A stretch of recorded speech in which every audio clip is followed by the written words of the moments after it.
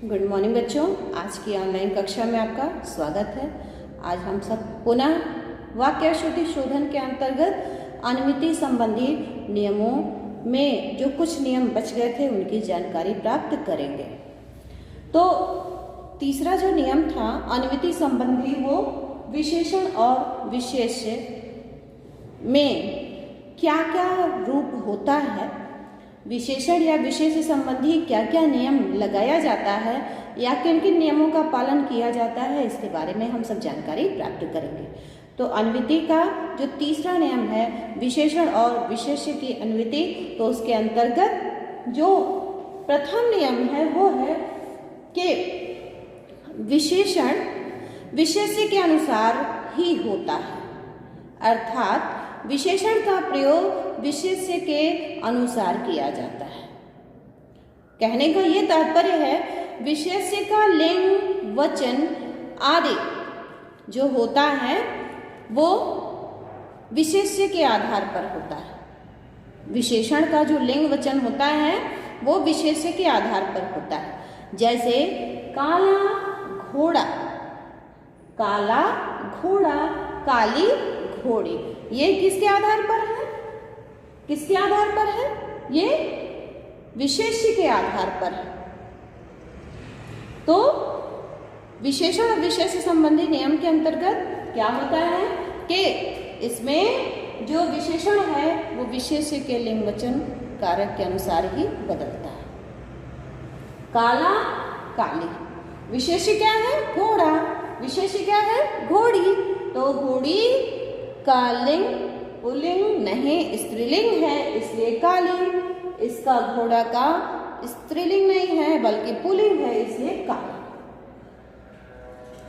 दूसरा जो नियम है वो है कि यदि कर्म के आगे परसर्ग हो, यदि कर्म के आगे परसर्ग हो तो उसका विशेषण सदा एक वचन पुल्लिंग में होता है। कर्म के आगे परसर्ग हो, राम ने लाठी को, कर्म लाठी है, को परसर्ग है तो एक वचन और पुल्लिंग में इसकी क्रिया है। अब देखिए, राम ने लाठी सीधी की, अब लाठी जो कर्म है इसके साथ परसर्ग नहीं है तो लाठी के अनुसार ही सीधी करने की बात हो रही है। तो इस तरह से हम जब भी प्रयोग करें तो इन बातों का विशेष ध्यान दें।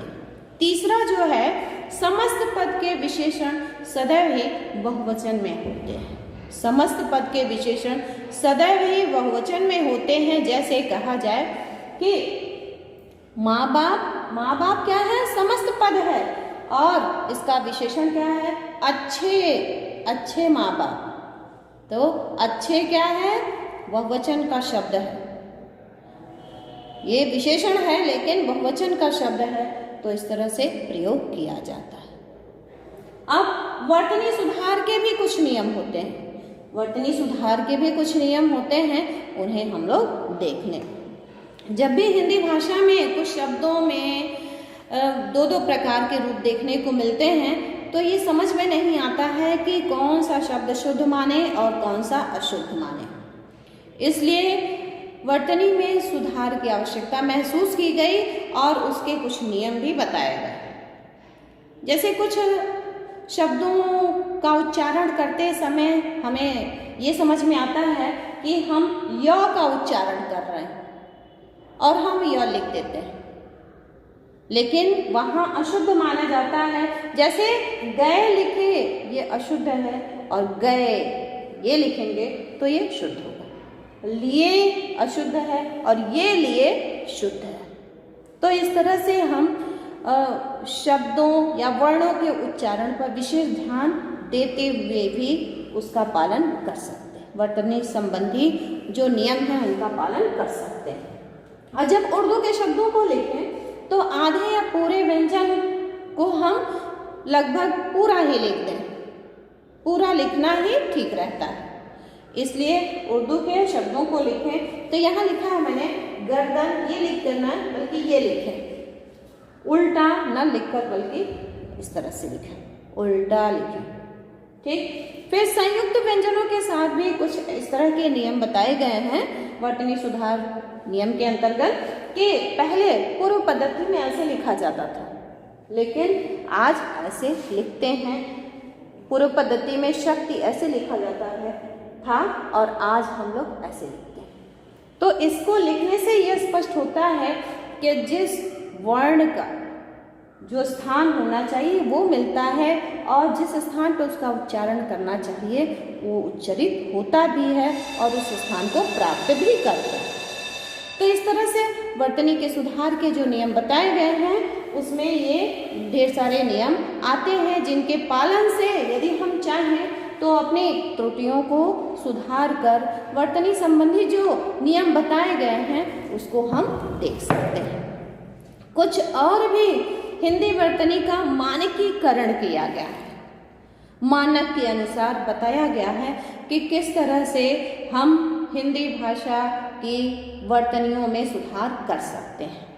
जैसे भारत सरकार ने हिंदी वर्तनी में एक रूपता लाने के लिए केंद्रीय हिंदी निदेशालय की नवीन पुस्तिका देवनागरी लिपि तथा हिंदी वर्तनी का मानकीकरण 2019 में निम्नलिखित दिशा निर्देश दिए गए हैं जिनको मैं बता रही हूँ।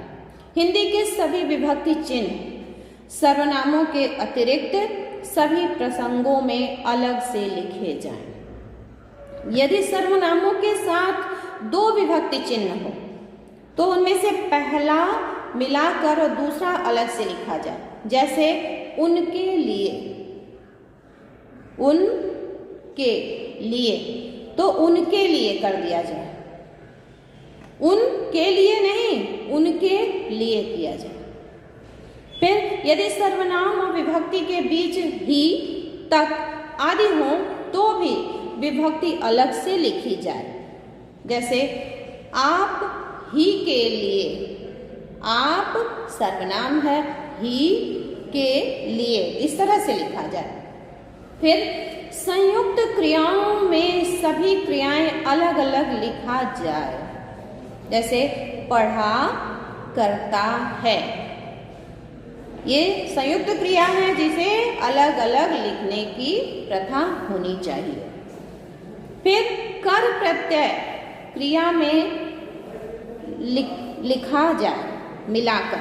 जैसे खा कर नहीं, खाकर, रो कर नहीं बल्कि रोकर, मिल कर नहीं मिलकर।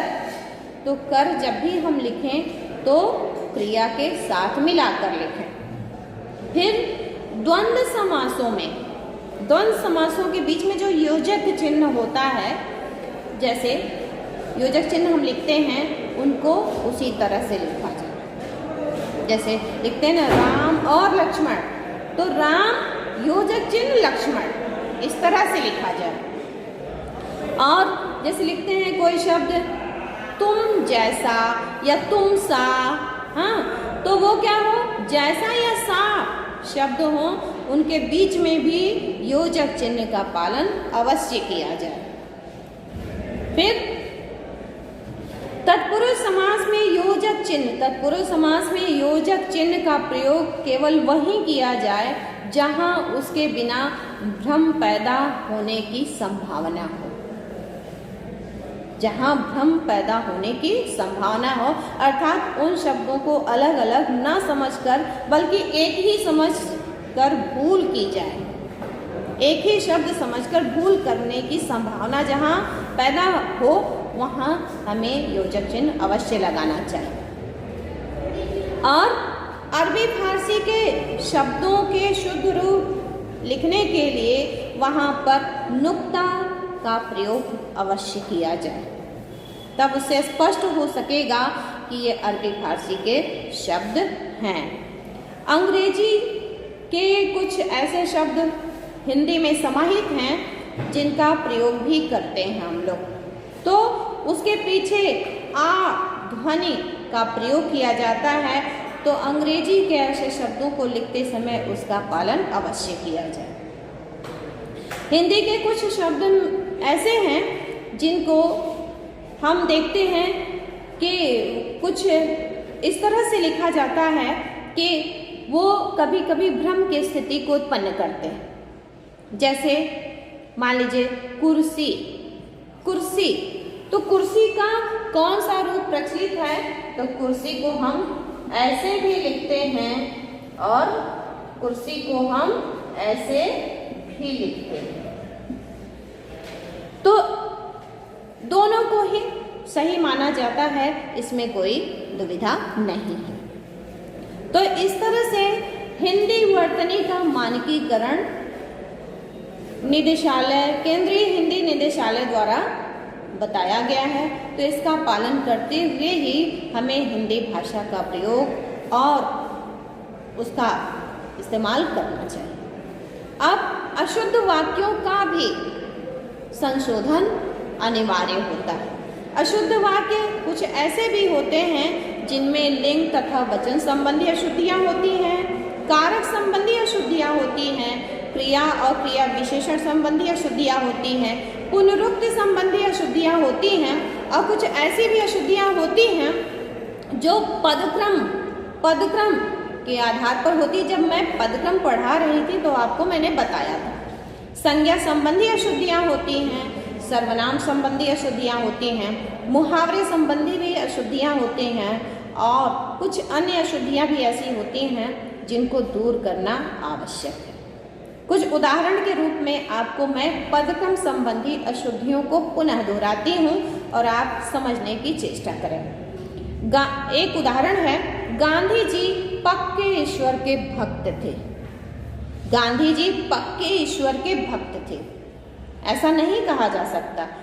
गांधी जी ईश्वर के पक्के भक्त थे, पक्के ईश्वर के भक्त नहीं, ईश्वर के पक्के भक्त थे, ऐसे कहते हैं। ये पद यदि इधर से उधर हो जाएगा उसका अर्थ ही बिल्कुल परिवर्तित हो जाएगा। इसलिए पदक्रम संबंधी अशुद्धियां हो जाती हैं जिनको दूर करना आवश्यक है।